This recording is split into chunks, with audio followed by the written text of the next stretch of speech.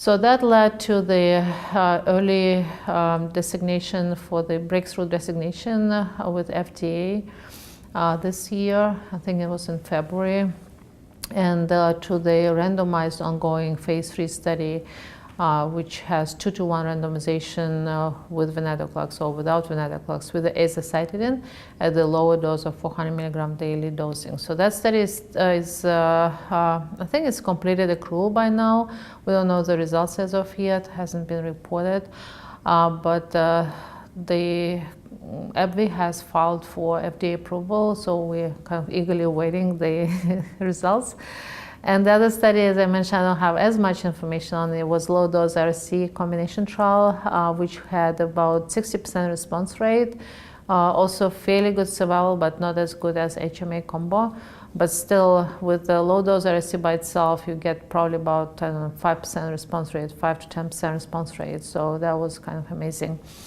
So now we have some data who would benefit best from these combinations in both cohorts. People who had NP1 mutation or IDH2 mutation tend to do better.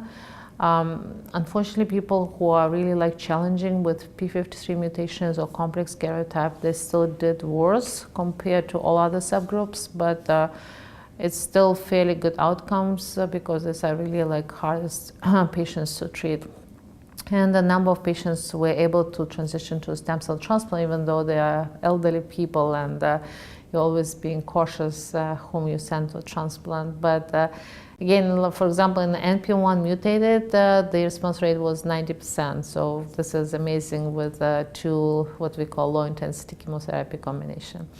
So we're all very excited about this. We think it's going to get approved, we hope, and will be available for our patients so that we can kind of add on as far as making it even more efficient. So that's pretty much what is out there as far as frontline newly diagnosed AML.